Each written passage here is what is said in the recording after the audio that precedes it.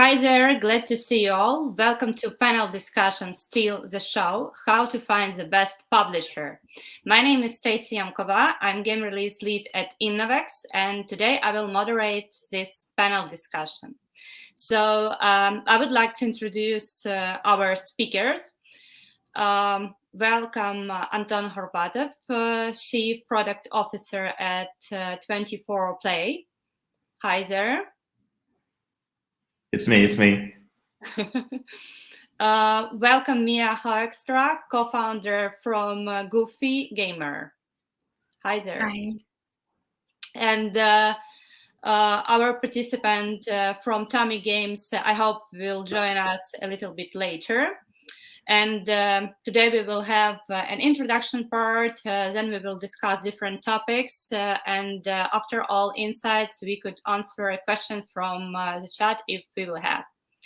So first of all, I would like to speak and introduce myself. I have more than 7 years of experience in game release and project management and owning all stages of project lifecycle in gaming. And I guess somebody knows that Innovecs is a digital transformation company with offices in Ukraine, in United Kingdom, in United States, and Israel. And I would like also talk about your experience. Please share in a few words what you're doing in your company. Tell a little bit more about your experience and project. Who would like to be the first? Yeah, okay, let me start, please. So I'm Anton from 24Play. We are one of the biggest studios doing hyper-casual in Europe for sure. So we have a lot of employees, like around 60 team members. Everyone's a great guy. So we are creators of a number of hits like Courtmaster, Popular Girls, Merge Anything, which we launched like a week ago or something. That's in short. Thank you. Okay, so I'm Mia Hoekstra, and I am the co-founder and CEO of Goofy Gamer. For us, it's different. It's really only my husband who's a solo developer. He's kind of a one-man show. I do everything else, like for example, the project management, also some of the the feedback on the games, like the game design and stuff like that. Since we are only two people, we do multiple things. We do work with Voodoo. That's been our publisher for now almost 2 years. And we just released our first hit, Deliberate 3D. Oh, nice one. Yeah, thanks. Okay, thank you. So I guess we could start to discuss our topics and questions. So the first one will be simpler. Why do people play hyper-casual games? Well, it's a pretty straightforward one. People love playing games. I mean, for someone, it's a guilty pleasure. Like, I don't know, McDonald's is not the healthiest way to fill your stomach, but you like it. So hyper casual is sort of simple and quick sessions. You can play it wherever you want, however you want. It always gives you good impressions and good experience. So this is why hyper casual is so addictive. Yeah, I think it's soothing. It's a way for people to pass time. A good hyper casual game will make you feel good, like you've accomplished something. Like Anton said, it is a guilty pleasure. Yeah, for sure. Absolutely agree. Okay. What is the target audience of hyper casual games? Well, pretty much everyone who has a phone or a tablet.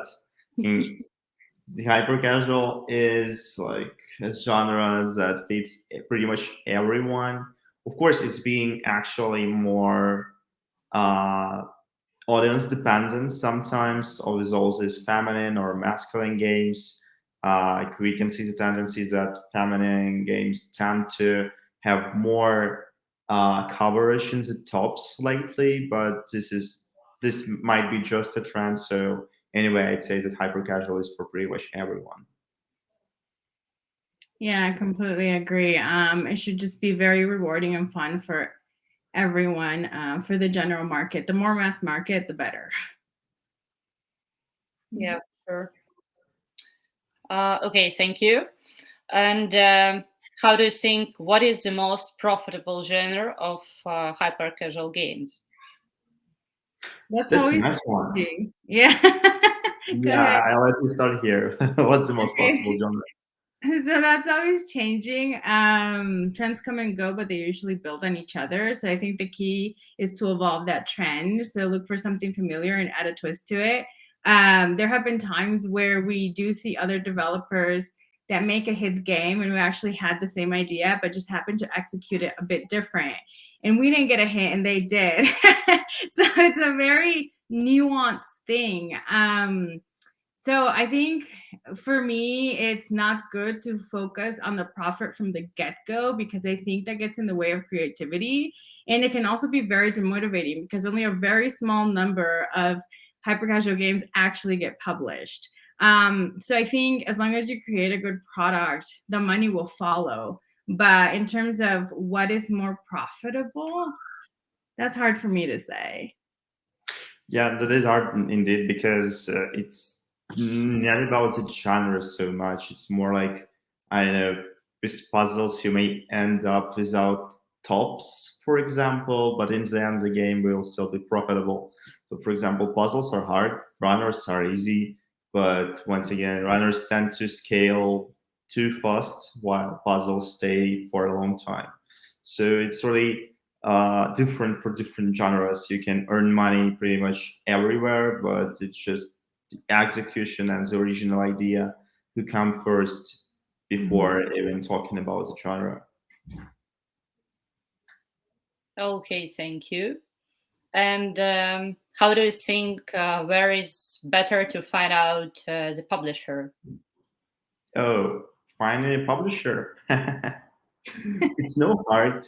You, everyone has LinkedIn, right? You can come to Hyper Games conference and find all the publishers here. So it's not a big secret if somebody's doing hyper casual as a publisher. Usually, well, mostly when you release pretty much any game on Google Play, numbers of publishers will just reach out to you by themselves.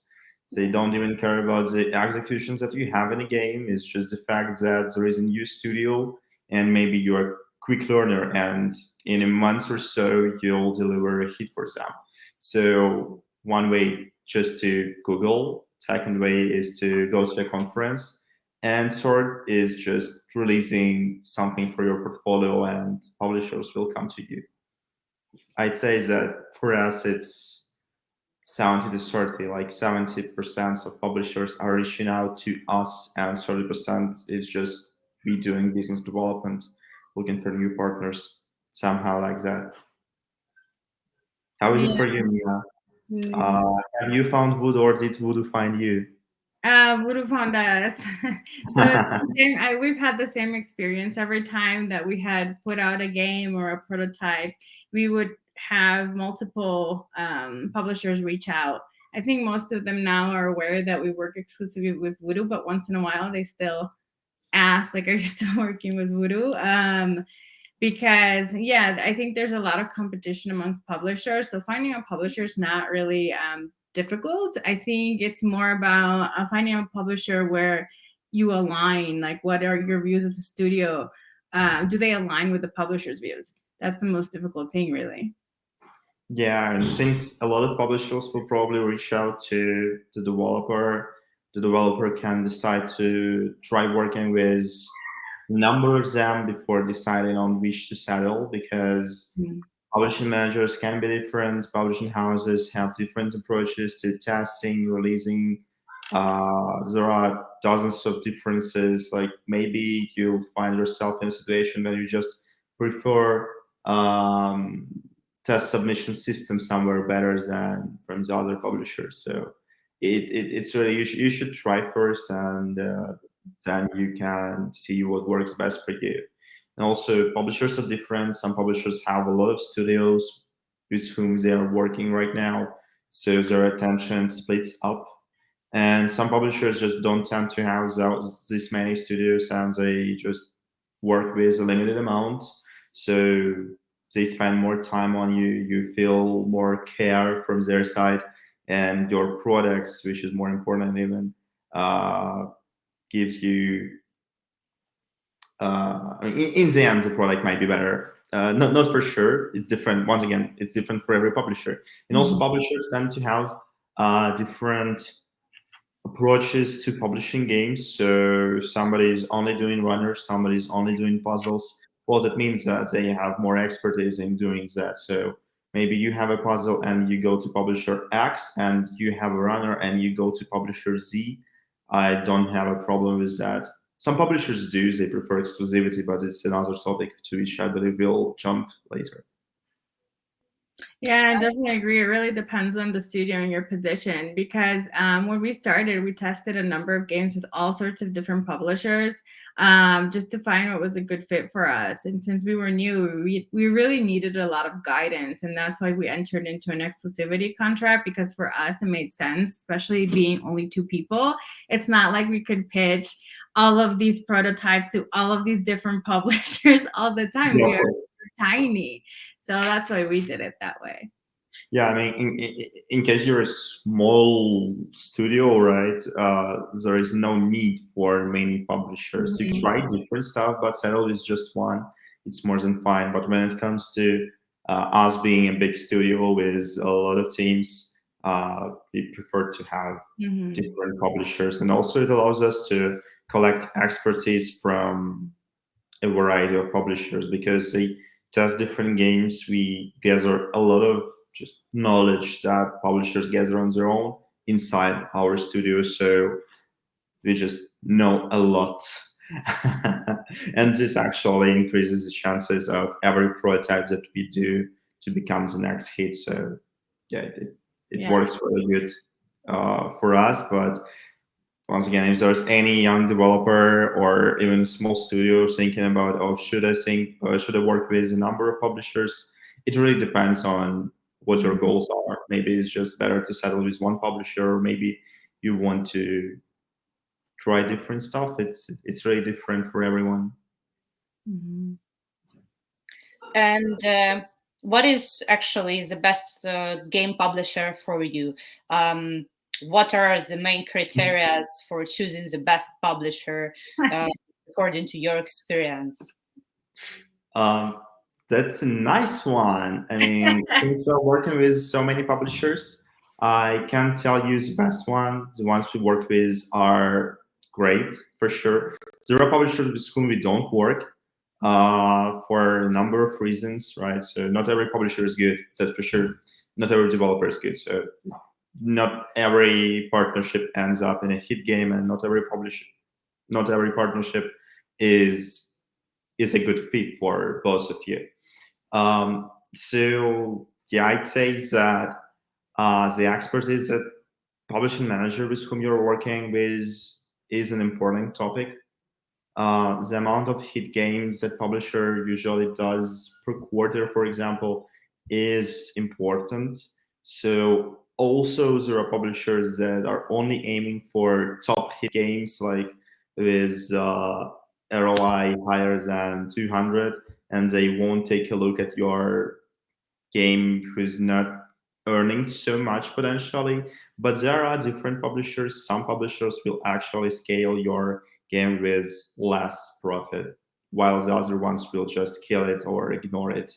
So yeah, but mostly it's about the fit that you have with somebody with whom you're working from the other side.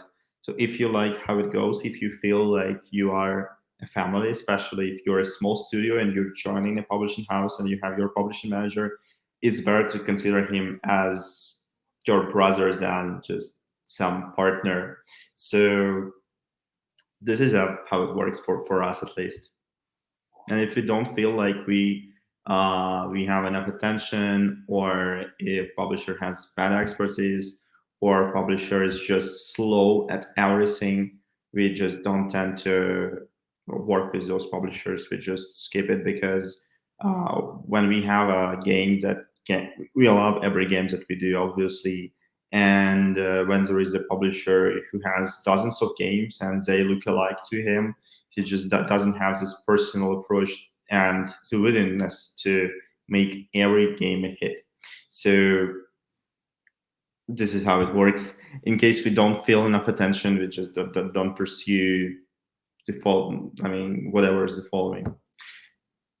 Yeah, how's it for you, Mia? So do you get enough attention? How's Voodoo? Oh yeah, for sure.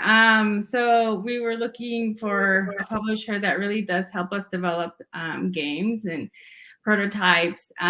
For us, it's important also to keep ownership of our IPs, because I have gotten several interest from several publishers, but you don't keep IP, and I'm not interested in that. We're not interested in that. For us, it's very important to learn from the publisher, again, especially because we're so new. We've only been around for 3 years. Having flexibility on the number of prototypes that we deliver, because we have exclusivity, we do not want our monthly payments to fluctuate so much because we didn't deliver an X amount of prototypes. So that's important for us. And also a fair publishing agreement, which that looks different depending on what your goals are. For us, it's important to put out games that are only high, have a high ROI, because we're so small and we just kind of want to keep it moving, you know? So for us, publishing smaller games is just not something that we're interested in. Also, having a good PM with a good track record, someone that has put out hit games and that is going to be able to drive our games forward and contribute to that ideation process, because they've done it before multiple times. So that's very important. Yeah, and an overall publisher whose way of working, again, aligns with our own, which up to this point, we have no complaints about Voodoo. We've been a good team. Whenever something has come up, we have addressed it and we kept moving forward. And, you know, at this point, we were able to put out a hit game. Hopefully it's one of many. I don't know. Yeah, sure. So this is something that I didn't mention. Different publishers also have different conditions and terms on which you can work. For somebody, it's monthly payments. For someone, it's only payment per prototype. Someone works to work for free. So yeah, publishers also have these different approaches to funding the development, not funding the development, who has the IP. But this is an interesting one. So Yumia said that IP is a very important topic to you. Yeah. Why is that? Can you elaborate on it a bit more? Yeah, sure. So for us, IP is very important. We come, Yelmer and I come from casino. Casino everything, right? So we don't know what is the next step in hyper casual. We don't know what is the next step in gaming. So for example, in 5 years, 10 years from now, I don't know if my game, for example, Deliver It, is going to be able to, I don't know, maybe it's going to be on a different platform. Maybe it's going to be on something, I don't know. And because I cannot foresee that, I'm more interested in building a catalog for my company where we own all of these IPs and we can continue to profit from them long term. Yeah, that's a nice one. I mean, overall, yes, maybe. It's just curious because overall, once again, in hyper casual, IP isn't that much important, because we see a lot of games coming here and there to the top charts, earning money, but I don't usually see a hyper casual game with a 2 in the name, right? So it's usually a one timer. But I don't know what cases of reusing IPs did we see in hyper casual. I can only remember Johnny Trigger Sniper coming after the original game. So was there something more to it? Do you maybe know some more examples? No, I don't have any more examples. But you know, for our long-term vision, because we don't know, it's important. Again, Yeah, it is. you know.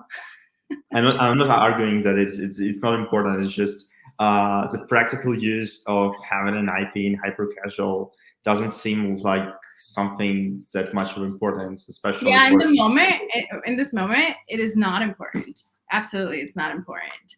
No, so if you're a studio and you don't care for that, then that's fine. But I don't know what Goofy Gamer is going to be like in 10 years. I have no idea.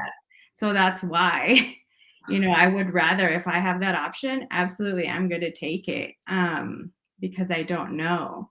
But at the moment, I agree with you. It's not important. No. So, well, in the end, I don't, maybe somebody who's listening to us doesn't know what IP means. IP basically means that you own the rights to your game, right? And this means that in future you could develop a sequel or something like that and capitalize a bit on the traffic that you had from your previous success. Yeah, but I personally didn't see any use right now, so I don't know if it should be considered as an option when you're signing with a publisher, but I wouldn't say it's mandatory.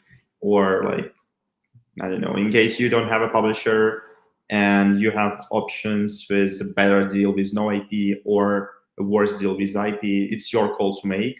But I wouldn't mind that publisher has my IP. But actually, we usually do have IP to our games. So, yeah, I'm sort of a devil's advocate here. Okay, thank you. And actually, how do you think how to pitch your hyper casual game to a publisher? We've never had to do that because, like the previous question, they always approach us. So we don't really have to pitch it. I mean, when we do prototypes, I guess in a sense you are pitching an idea, so it's similar. Really, it's just kind of being open to any suggestions or any changes and not being stuck on your idea because hyper casual is just coming and going. So yeah, but in terms of pitching like a prototype for them to test or a game to test, we've never had to do that. They've always been approaching us. Mm-hmm. Well, I'd say that pitching a game isn't something that you want to do. You don't want to sell the idea to a publisher, right? Yeah. You both want to have a successful game, so it's not about pitching. But describing the idea to a publisher for everyone to understand it is important because based on how you envision it and how you explain it to the publisher, he will react and possibly add something or cut something from your pitch. So what you basically have to do is to answer a number of questions to yourself first, like why CPI is going to be low, why retention is going to be good, what ad placements are you going to locate here and there. So you have to make sure that you plan this stuff because just CPI is bad for for a game. In case you don't have anything inside your product, you're not going to earn money in the end. And vice versa, in case you have good retention but you don't have a low CPI, you can try lowering it. But once again, it's just important to answer those questions to yourself. Yeah, for sure. And the next question is, what do casual gamers want, actually? They want to feel successful, satisfied, be entertained. Yeah, they want a fast time killer to enjoy while they're riding a subway or I don't know, eating. So you can watch some TikToks, you can watch YouTube video, but it's long. Watching TikToks isn't, I don't know. You may have no access to the internet, right, in a subway, so you just play games. And you also have different moods, so you just want some cool experience for yourself and to make it fast. Okay, thank you. And how much can a hyper casual game earn? That depends. I mean, CPI slash LTV, whatever. I mean, billions, thousands, hundreds. Really, it is so heavily dependent on the product itself, on the product metrics. So I believe that publishers are the ones who we should ask this question before starting. Like you're approaching the publisher and asking how much does your game usually earn, and he answers you. But as a developer, we don't have, I mean, the whole data. We can only talk about our games, but it won't be a proper answer to this question. So we should ask a publisher.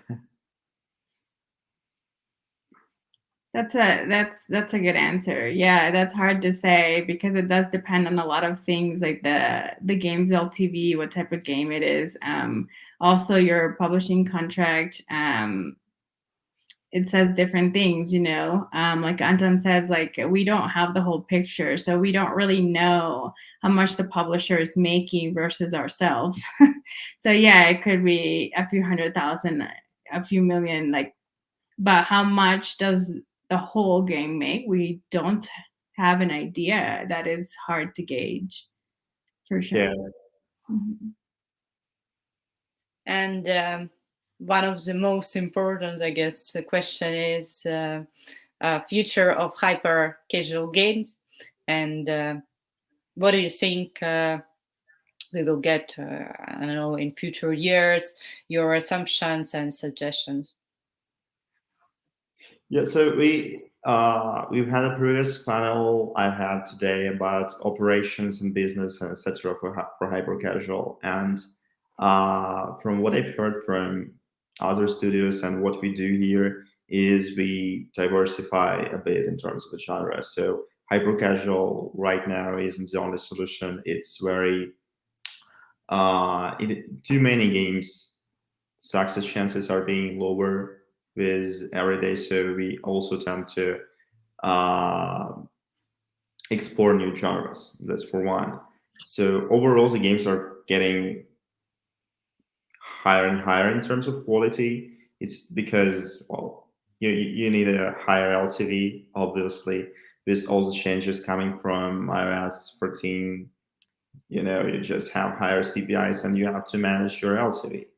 So this amount of expertise that you have to collect, the learnings from game designs that you should use in every game that you have. I mean, it's just becoming harder and harder to deliver a hit when you're a small studio. I believe that's what I think. But how was it for you, Mia? Did you test your game and it was like a straightforward hit from the first test, or did you put in much of an effort? So actually, it was a pretty stable, solid game from the beginning. However, it wasn't the game that was necessarily an issue. It was more the marketability of the game. So when we first put out a video, the CPI was quite high.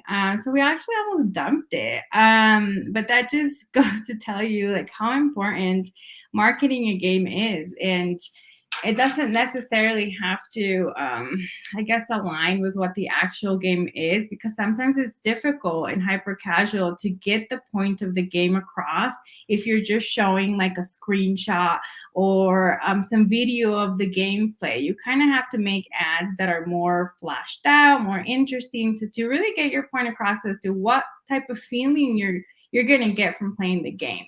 So we were actually able to cut the CPI quite a bit, I think by 4 or something like that. It was pretty good. And because we were able to do that and then create more marketing campaigns based on our original video, we were able to publish the game because the game was good. It was just that the CPI was too high originally. Yeah. Mhm. Yeah, this is something that every developer may reconsider after the first test. Maybe you shouldn't kill a game just straightforwardly. You should test different creative, different scenarios, Mhm. because you don't want to have any wasted potential in your portfolio. Because I mean, it's worse it may happen to you. And in case you see some indicators that actually show you that you may decrease CPI, like you see that creatives are not as good as that could be. So what you basically do is you take a look at them and try to improve them and retest. And after a number of attempts, maybe you don't manage to get anything, you drop it. Yeah. But what if you actually find a hit there? What if you find like a 15 cents CPI?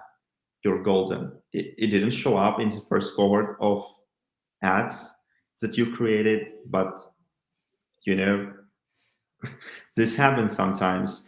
Yeah, I think that was sorry. Usually you have a gut feeling that you can pursue a bit more, and sometimes you should follow your heart with your game, I'd say. Yeah, I think that was a mistake we made when we initially started 3 years ago, is that we would spend so much time making a game or a prototype, and then we would just take the videos and just show the gameplay. And we were dumping a lot of stuff that, who knows, maybe had more potential, just because we soon realized, like, oh, wait a minute, like we should try to do better creatives to try to get that CPI down and to show players what the game is actually about. And if you just have a screenshot of gameplay, it's very difficult to, if you're advertising that, for somebody to be scrolling on Facebook or whatever platform and see that and see what's actually going on. There's just too much noise around it. So we started focusing on making better creatives, and that was a game changer, I think, because then we could really focus on making our prototypes better.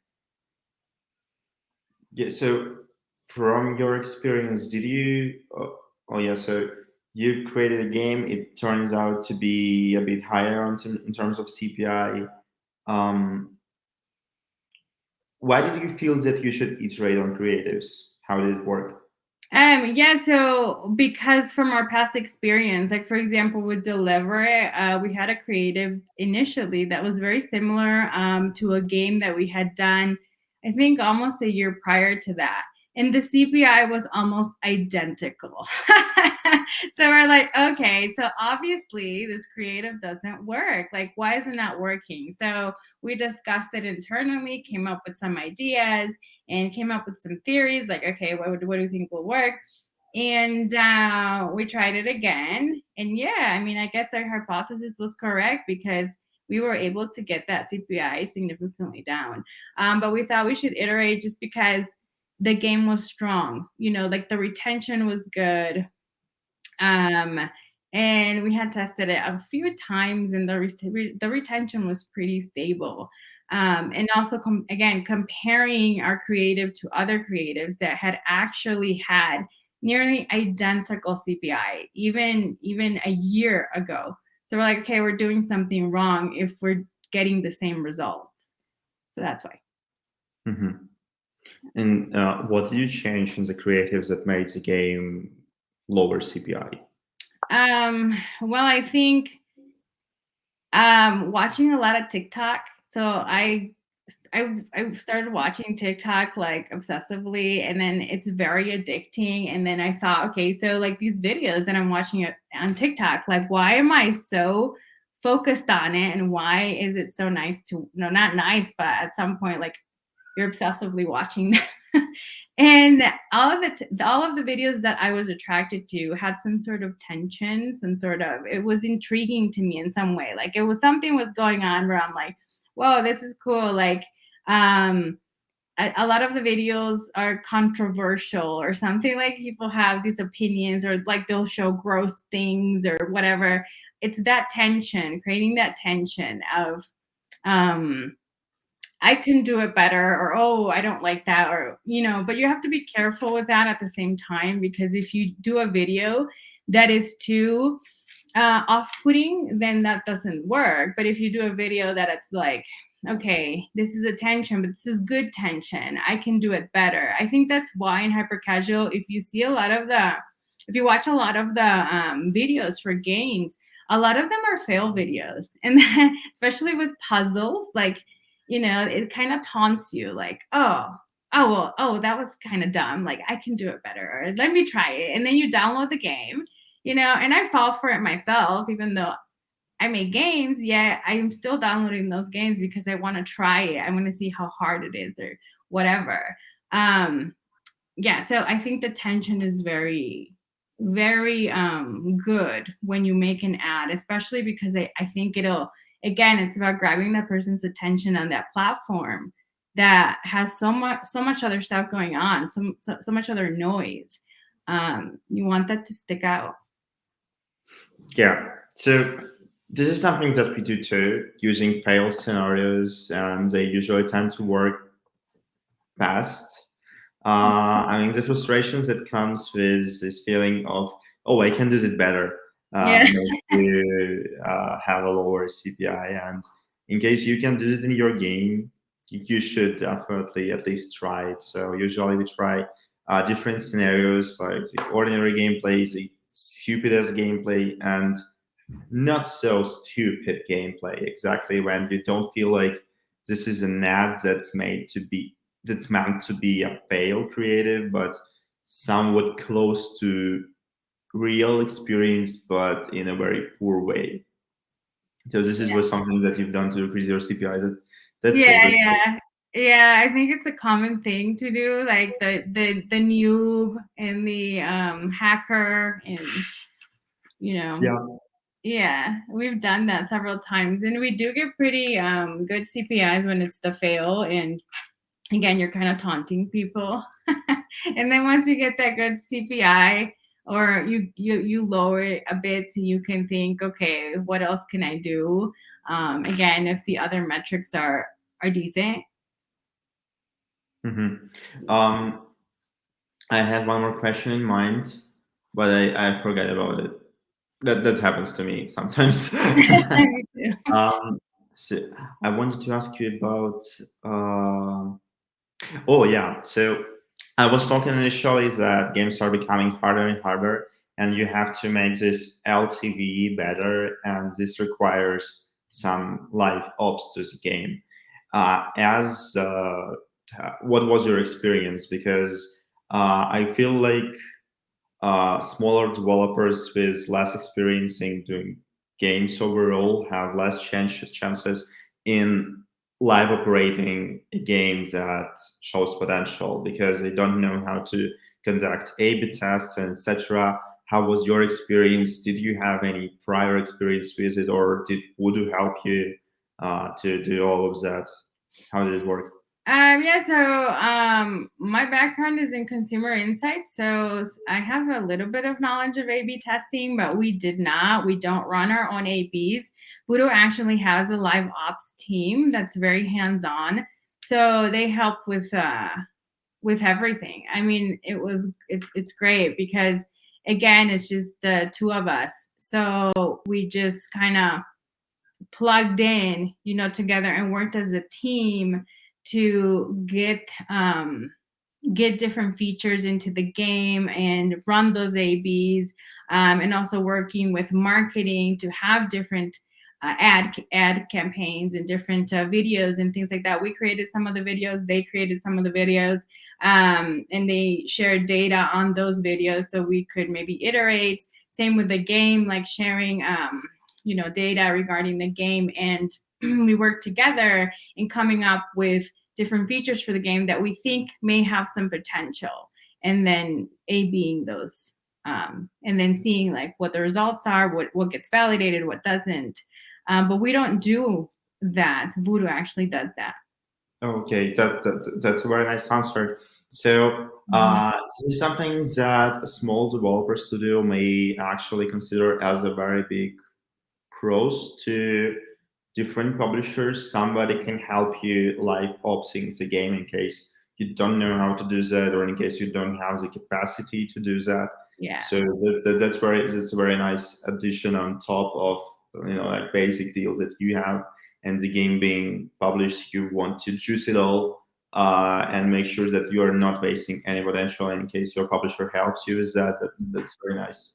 Yeah, definitely. That was a big seller for us because again, they're so small. We're like, okay, we have this game, but then what? You have to maintain the game. You have to test different things. You have to do all this stuff, and these are things that we're just learning now with the launch of Deliver It. It's actually a lot more work than what we even imagined. So yeah, it's nice to have a lot of help. Yeah. Cool. Mm-hmm. Okay, thank you, Anton and Mia. We've got several questions, direct and general questions from the audience.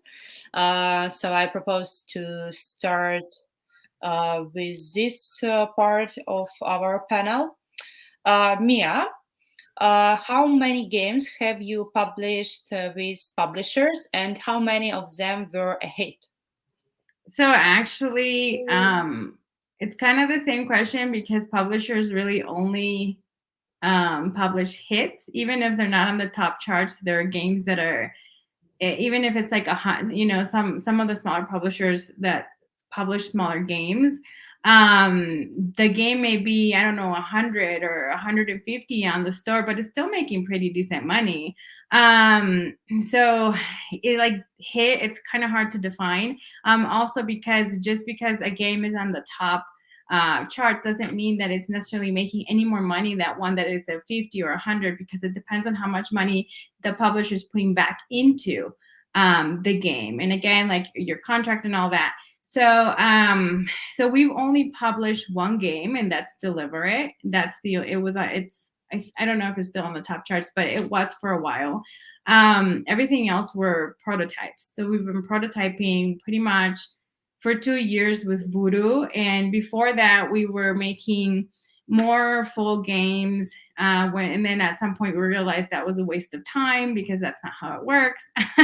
So we went to prototyping on our own, and checking or testing these prototypes with different publishers. So really only one game. So you have to understand that it's a numbers game. So again, a very small number of games actually get published. Does that mean that you don't make money while you're doing this? Not necessarily, because it depends on what publisher you work with. And also, we have a game that we didn't publish it. We tested it with different publishers. This was like maybe 2 years ago or something, and it is making like a few $100. It's just sitting there on the App Store. So if you have several games that are just kind of like, they just sit there and make a few $100 a month or whatever, and you're an indie or a solo developer, I mean, that adds up at some point. But the big ones, those are not common, at least not for us, because we are a very small team. But we're okay with that, because again, like when you do have a big hit, then that's a lot. That's a lot. So really, you can keep going for a while. Okay, great. Thank you, Mia. And next question is to Anton. How do you manage to handle 60 employees all by yourself? It's not all by myself, right? We are a team, and we have producers, we have a lot of management. So teams are actually small, just 2 people working on the prototype directly, but we have a lot of management behind them. So we have producers, we have concept artists, we have development leads, art leads. So we have really a lot of people managing those teams. So it's not just me. But even though it's not easy. I mean, when you grow, it's hard. Thank you. Next one questions will be general for both. What do you think about paper prototype? Sorry, go ahead. Yeah, so it's a nice one and a pretty straightforward. I think that developers should earn money for development. So it's a really straightforward one, but it's not just about the payment per prototype. We have more advanced models right now, like monthly burn rate models, because payment per prototype is nice. I mean, it allows you to do prototypes, right? to a certain point. But sometimes prototype can be easier to do or harder to do. So you spend different amount of time, but you still earn money for only for a prototype.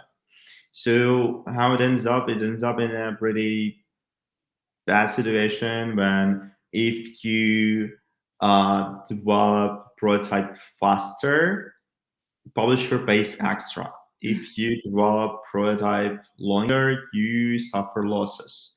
So to erase that, we may use like monthly retainers, like just the publishers paying our burn rate, and we develop however we want, how many we want, and this just becomes easier, especially because you don't have to tangle all these small numbers of money. Instead, you are more focused on the development of the next hit, because the ideal scenario and like, balance is that you only do games and you don't care about all this minor stuff. Yeah. And when you are actually focused on delivering a good game, high quality one, publishers just say, just do it. Do whatever you want. We trust you. But once again, it only works in a trust-based relationship, because sometimes you cannot start working on a burn rate model from scratch. You just don't open your door and say, give me a monthly retainer. No, it doesn't work like that. You have to build a trust relationship first, showing that you can deliver, you are working, and once you have this trust, you'll be able to cut all these unnecessary parts of working with the publisher, and you'll be only developing games. So yeah, this is how it works. For us, we usually we just have a pipeline of developing prototypes in 2 weeks. We pre-estimate every prototype, so we don't tend to have such cases mostly of developing faster or developing longer. We have all of it estimated, and it's usually 2 weeks. In case we have some extra time, we spend more time on a game, adding more levels, more depths, more mechanics, making more creative. So I mean, it works, but boys and girls who are listening to me, never work for free with a publisher. Don't do it. Don't do it. You actually deserve having some food. You are. Yeah, I totally agree. So the paper prototype, it is nice, but it does create problems like the ones Anton already mentioned. Not only is it that, okay, some prototypes take longer and some don't. The issue is that a lot of times it's left up to the PM's decision whether a prototype is good enough or not to be validated, and therefore you getting paid for it. So I've never been a fan of that model.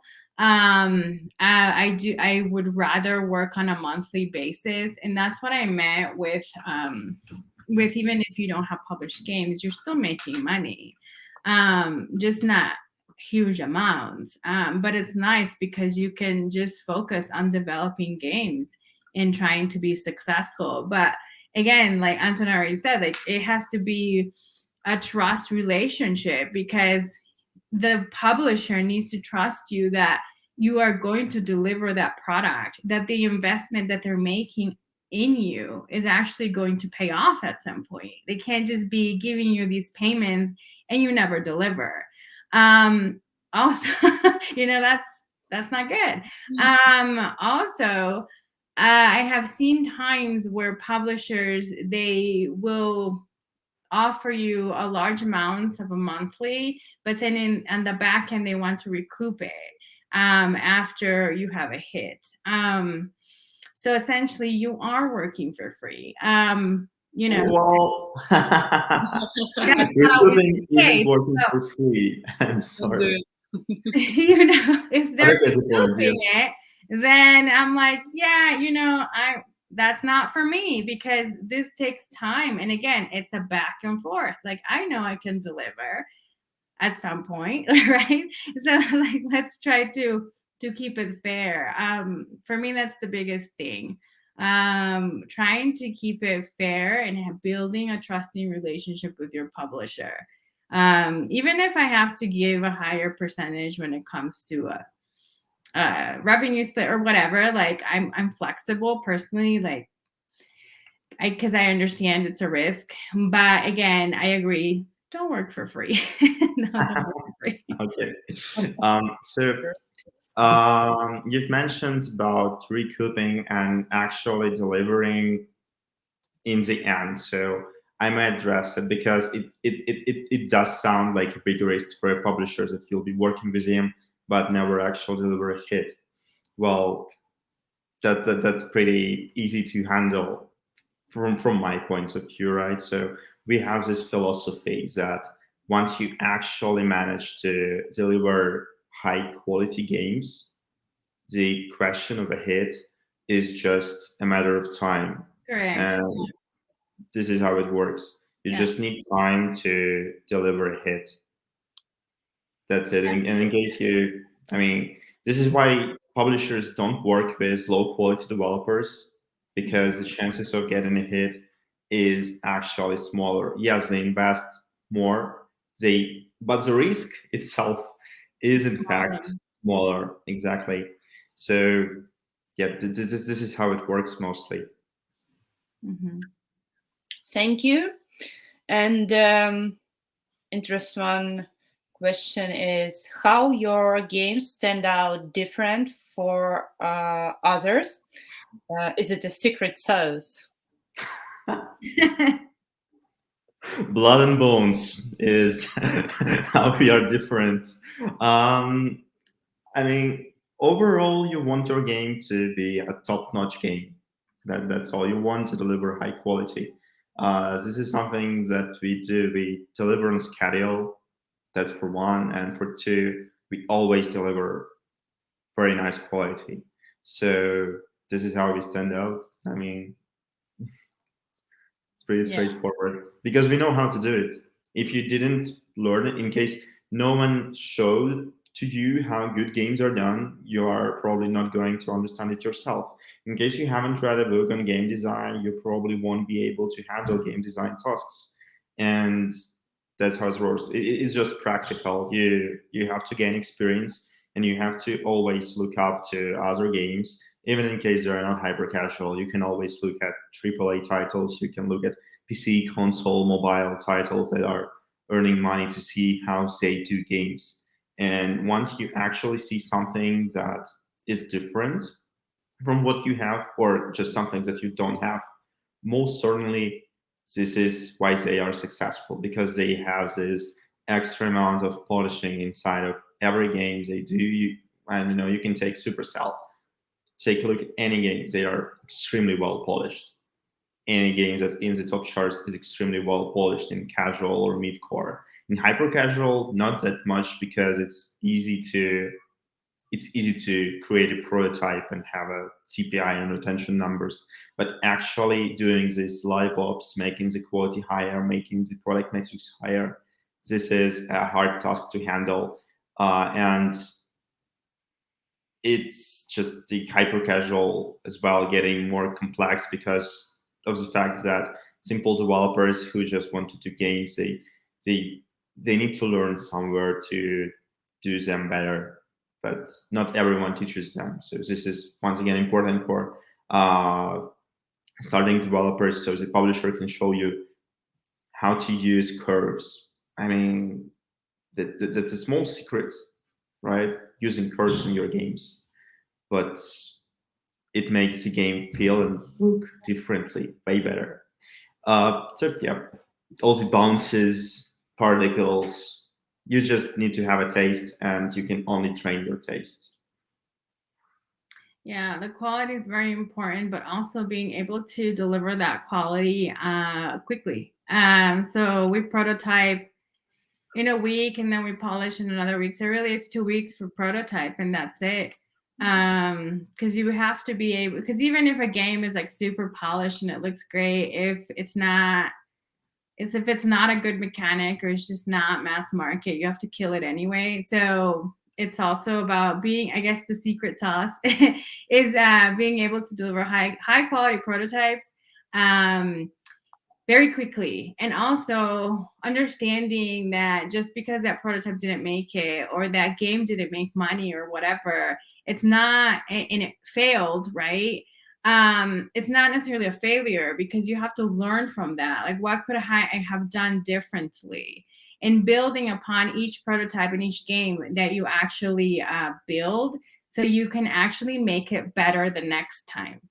Whether it be a prototype or a game that you launch, it doesn't matter. You constantly have to be building and building and building and not be stuck in the same spot. Otherwise, there are developers constantly coming and going. So you have to constantly just keep going and going and going and getting better and better at whatever it is that you're doing. Yeah. So whatever your own personal secret sauce is, we had a nice quote on previous panel by Riley from Umami Games, who said that you should fail quickly to win even quicker, or something like that. I didn't remember quite well, but the basics of hyper casual are pretty much similar to this phrase. Mm-hmm. Thank you. And I guess the last one question for today is, how much time you spent to get your first hit game, and how many games have been developed before first hit game? That's very different for everyone. So honestly, I never counted how many games we developed prior to our first hit, but it can be different based on your luck and based on your experience. So, I mean, the only way you can know, try it out, maybe you're lucky or maybe you're a real professional, is maybe you just ate a magic pill this morning and the prototype that you started developing on this day is the next hit. Yeah, that's really hard to say, because it's a very personal thing. Like, when we started hyper casual, we didn't know anything about it. So within these 3 years, we have learned a ton of stuff. So for us, it took us 3 years. But for you, it may be different. But we knew nothing. Like, I didn't even know what the terms meant, like CPI. So that's crazy, right? And before that, how many games have been developed? Full games, I think we developed like 2 or 3, but we didn't, again, that was before we realized that that's not how it's done, because these games were not quickly. So we changed the way that we were doing things, and we started developing, 2 prototypes per month. So I can do the math. So it's a lot of prototypes before actually having our first hit. But again, it varies. It really depends on your studio and your capabilities and your luck somewhat or whatever. Like, I don't really know. Okay. I guess we have finished with questions for today. And if somebody from the audience would like to ask more questions, I guess it is possible via our platform, Pine, and they could send you the question directly. And actually, I would like to say thanks to everyone for bringing your experience and expertise around the table. And I hope to see you during our next Hyper Games conferences. And also we will have an amazing day tomorrow on the second day of our conference. So thank you for consideration. Thank you for our panel. See you. Thank you. Thank you. Glory to Ukraine. Yeah, bye-bye.